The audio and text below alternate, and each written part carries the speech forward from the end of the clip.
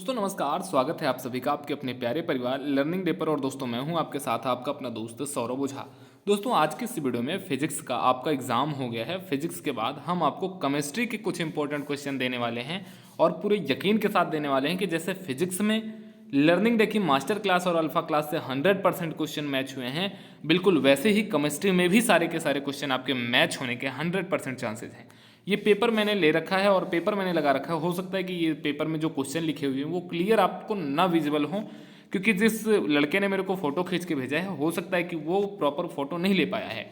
But आपके पास paper भी होगा फिजिक्स का 2024 जो भी आपका हो रहा है, और लर्निंग डे की मास्टर क्लास भी होगी। दोनों जगह से आप मैच करेंगे तो आपको ये पता चल जाएगा कि ये सारे ऐसे क्वेश्चन हैं जो हमने आपको बता रखा था। जैसे सदिशों के स्केलर गुणनखंड, ये सारे क्वेश्चन हमने आपको बता रखे थे। बल द्वारा किया गया कार्य से आप क्या समझते हैं, पृथ्वी का अपने अक्ष के परितः परिक्रमण गति के लिए कोणीय वेग कितना होता है, ये सारे के सारे क्वेश्चन हमने आपको बता रखे थे कि वो सभी क्वेश्चन ऐसे हैं जो आपके एग्जाम में आ सकते हैं, जो आपके एग्जाम के दृष्टिकोण से महत्वपूर्ण है। द्रव्यमान और भार में क्या अंतर है, कोणीय वेग को परिभाषित करिए तथा इसका रेखीय वेग के साथ संबंध स्थापित करिए। ये पिछले साल भी क्वेश्चन आया था, इस बार भी आया है। हमने बच्चों को इसको 2 से 3 बार बताया था और इस पर स्पेशली वीडियो हमने बना करके आपको बताया था। तो अब तो आपका फिजिक्स का पेपर हो गया, तो फिजिक्स की इन चीज़ों को बताने का कोई बहुत ज़्यादा मतलब नहीं रह जाता। बट हाँ, आपको यहाँ से एक आइडिया लग जाएगा कि लर्निंग डे जो भी चीज़ें आपको प्रोवाइड करवा रहा है वो बिल्कुल शानदार चीज़ें प्रोवाइड करवा रहा है, और आप पूरे भरोसे के साथ, पूरे ट्रस्ट के साथ आप हमारे साथ जुड़ करके सारी की सारी चीज़ों को पढ़ सकते हैं। तो आज के इस वीडियो में हम केमिस्ट्री के कुछ इंपॉर्टेंट क्वेश्चन के बारे में बात करने वाले हैं। तो सभी साथियों से रिक्वेस्ट है कि जो पहली बार लर्निंग डे परिवार के इस यूट्यूब चैनल से जुड़ रहे हैं वो इस चैनल को सब्सक्राइब, दोस्तों को शेयर, वीडियो को लाइक जरूर करेंगे, और हमारे साथ टेलीग्राम, इंस्टाग्राम, व्हाट्सएप ग्रुप पर ज्वाइन होने के लिए नीचे डिस्क्रिप्शन में दिए गए लिंक के माध्यम से ज्वाइन हो सकते हैं, जहां पर आपको ये पीडीएफ मिल जाएगा और आप शानदार तैयारी करके केमिस्ट्री के एग्जाम में भी बिल्कुल अच्छे तरीके से अच्छा नंबर प्राप्त कर सकते हैं। दोस्तों चैनल को सब्सक्राइब करना मत भूलना, क्योंकि आगे भी आपके एग्जाम है और आगे भी ऐसी ही शानदार वीडियो आपको मिलती रहेगी। अब ये पीडीएफ आपको मिल जाएगा। मैं तो आपको एडवाइस करूंगा कि आप हमारे साथ व्हाट्सएप ग्रुप पर जुड़ जाओ, टेलीग्राम पर जुड़ जाओ, जहां मैं ये पीडीएफ शेयर करूंगा। तो आप इस पीडीएफ को देख लेना एक बार, तो आपके पास सारे के सारे क्वेश्चन अवेलेबल हो जाएंगे। आपको रासायनिक आबंधन पढ़ के जाना है, वैद्युत शासन संयोजक, उपशासन संयोजक जो होते हैं इनकी विशेषताएं आपको पढ़ना है, संकरण किसे कहते हैं, संकरण आपको देख लेना है, और जो 3-4 तरीके के आपके संकरण होते हैं मेन जो होते हैं, जैसे ये जो एग्जाम्पल यहाँ पर लिखे हुए हैं इनमें कौन सा संकरण होता है, ये सारी चीज़ें आपको पता होनी चाहिए। जैसे आपको दे देगा कि CH4 में कौन सा संकरण होता है, इसको आप प्रॉपर बताइए, या फिर संकरण को कह सकता है कि परिभाषित करिए और इसके सभी प्रकारों को आप बताइए। तो इस तरीके के क्वेश्चन आपके एग्जाम में आ सकते हैं। विलयन से क्वेश्चन आ सकता है कि विलय क्या है, विलायक क्या है, विलयन क्या है, मोलरता, मोललता, नॉर्मलता, मोल, प्रभाजन, द्रव्यमान, आयतन, प्रतिशत, इन सारी चीज़ों से आपके 2-2 नंबर के क्वेश्चन बन सकते हैं। जैसे आपने अभी फिजिक्स के पेपर में देखा होगा कि 8 जो क्वेश्चन आए हैं वो 8 क्वेश्चन 2-2 नंबर के हैं। मैं आपको फिर से एक बार दिखाऊंगा। तो मैक्सिमम चांसेस जो बनते हैं एग्जाम में आपके वो इसी तरीके के पेपर के बनते हैं कि 4 क्वेश्चन आएगा आपका 5-5 नंबर का, तो 5 को 20 नंबर आपके यहाँ से हो जाएंगे। और फिर आपका आप यहाँ पर देख सकते हो 8 क्वेश्चन करने हैं, और 8 के 8 क्वेश्चन आपको 2 नंबर के देखने को मिलेंगे। मतलब आपको 2.5 नंबर के, मतलब 2 सही 1/2, 2.5 नंबर का 8 क्वेश्चन, मतलब 20 नंबर यहाँ से बनेगा आपको। तो जो 2.5 नंबर में क्वेश्चन आपको आपके एग्जाम में देखने को मिलने वाले हैं वो सारे वहीं से मिलने वाले हैं। फिर 5 क्वेश्चन आपको मिलेगा 2-2 नंबर वाला, 10 नंबर आपके यहाँ से बन जाएंगे। इस तरीके से जो 2.5 नंबर वाले क्वेश्चन है, जो 2 नंबर वाले क्वेश्चन बनेंगे वो इन्हीं सारे टॉपिक से बनेंगे।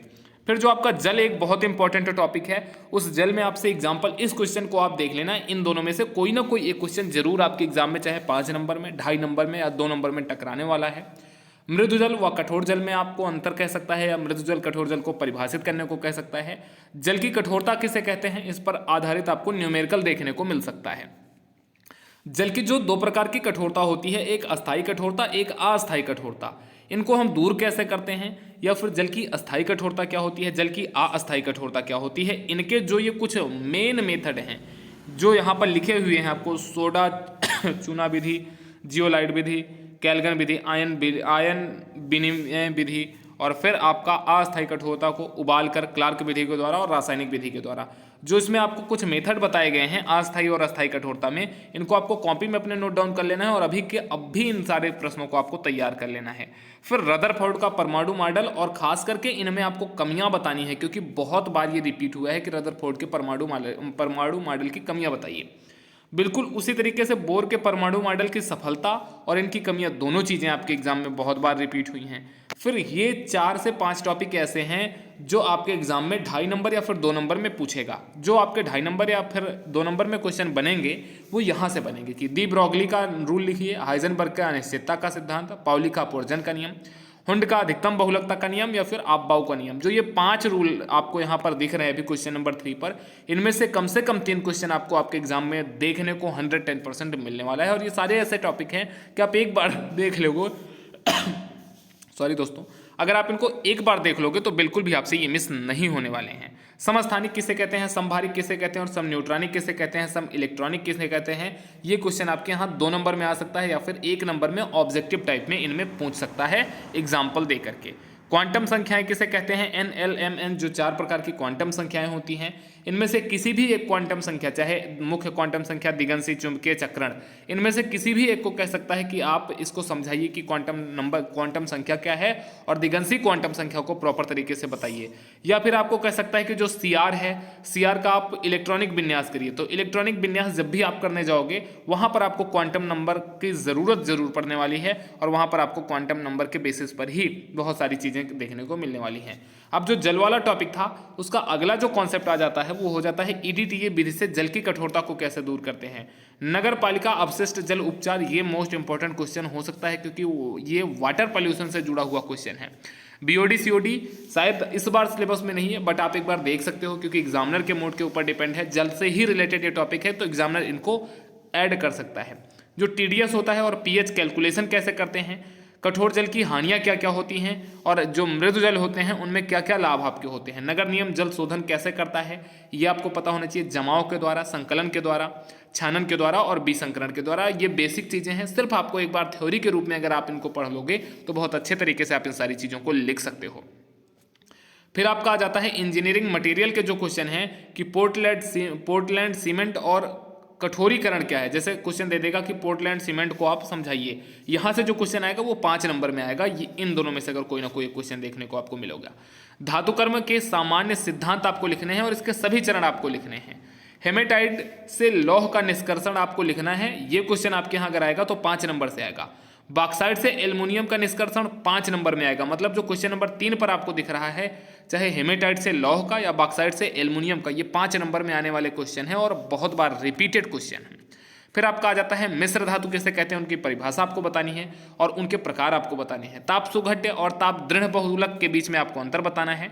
फिर बहुलक के यहाँ से जो इंपॉर्टेंट क्वेश्चन बनते हैं वो आपसे दे देगा कि पीवीसी किसे कहते हैं, पीएस किसे कहते हैं, बेकेलाइट किसे कहते हैं, पीटीएफई किसे कहते हैं जिसको हम टेफ्लॉन भी बोलते हैं, नायलॉन 6 या नायलॉन 6 के आपसे एग्जाम्पल पूछ सकता है।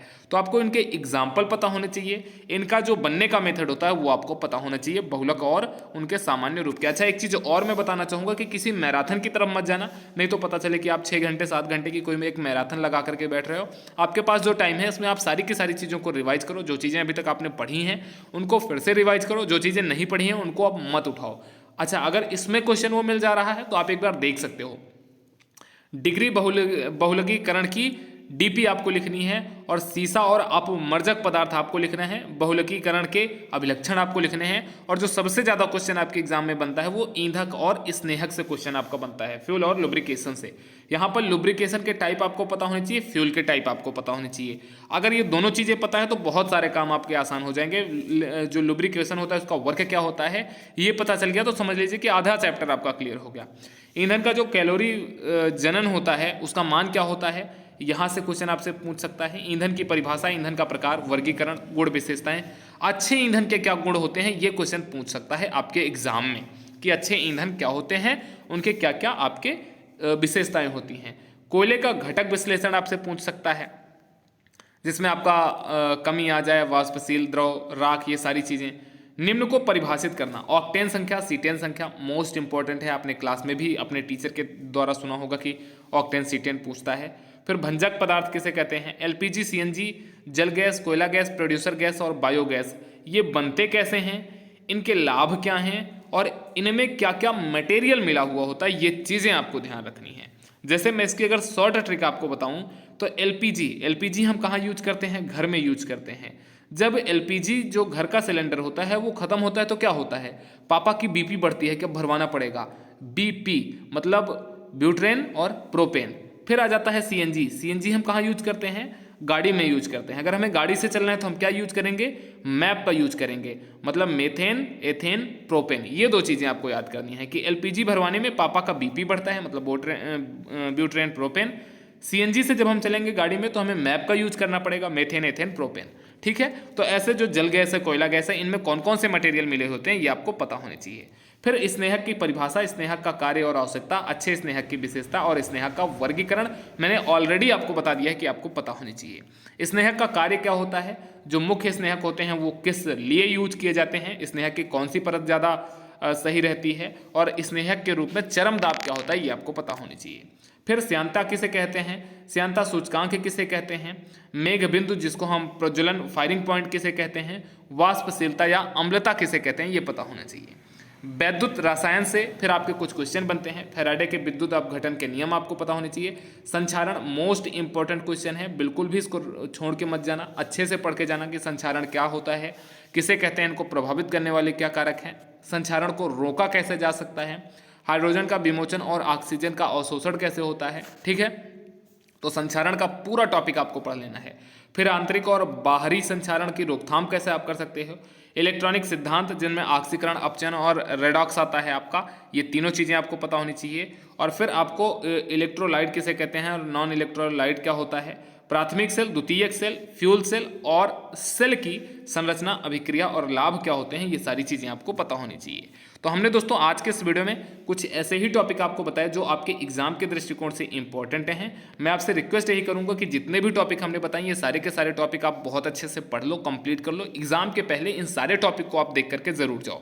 एटलीस्ट जो पीडीएफ मैं आपके साथ शेयर कर रहा हूँ, कम से कम इतने क्वेश्चन अगर आपके कंप्लीट हैं तो आपको पास होने से कोई भी दुनिया की ताकत नहीं रोक सकती है। बस आपके अंदर कॉन्फिडेंस होना चाहिए और लिखने का आपके पास तरीका होना चाहिए। एक सबसे लास्ट में मैं एक ही बात बोलूंगा कि केमिस्ट्री का पेपर ऐसा होता है जो आपको पास करा गया तो बहुत अच्छा नंबर दे जाएगा, वरना आपको बैक भी दे करके जा सकता है। तो इससे बचने का एक तरीका ये होता है कि जितने क्वेश्चन तो आ रहे हैं उनको आप बिल्कुल अच्छे से सजा सजा करके लिख दो, और जितने क्वेश्चन नहीं भी आ रहे हैं उनको आपको लिखना है, कोई क्वेश्चन छोड़ना नहीं है।